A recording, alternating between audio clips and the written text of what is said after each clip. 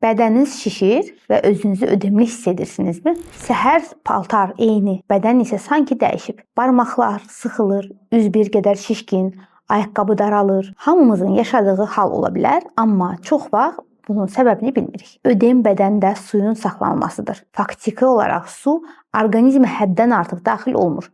Ancaq əksinə çıxışı çətinləşir. Ən çox rast gəldiyimiz səbəblər həddən artıq duz istifadəsi, yuxu azlığı, hormonal dəyişikliklər, aybaşı dövrünə uyğun olan dəyişikliklər, iltihab, o cümlədən ciddi səbəblərdən ürək-damar xəstəlikləri, qaraciyər, böyrək xəstəlikləri, hipotireoz kimi xəstəliklər də ola bilər. Aybaşı öncəsi progesteron yüksəlişi də və bu hormonun bədəndə maye saxlanmağa meyli ilə bağlıdır. Ona görə aybaşı ərəfəsində bədən daha ağır hiss edilir. Həmçinin çox duz istifadəsi bədəndə suyu saxla mesajını verir.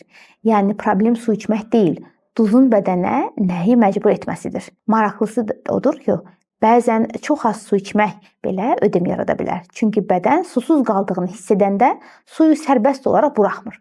Qısacası, dəniz dalğası kimi hormon, duz və yuxu dəyişəndə bədən də dəyişir. Bu bəzən xəstəlik deyil, sadəcə orqanizmin hadisəyə qarşı müvəqqəti adaptasiyasıdır.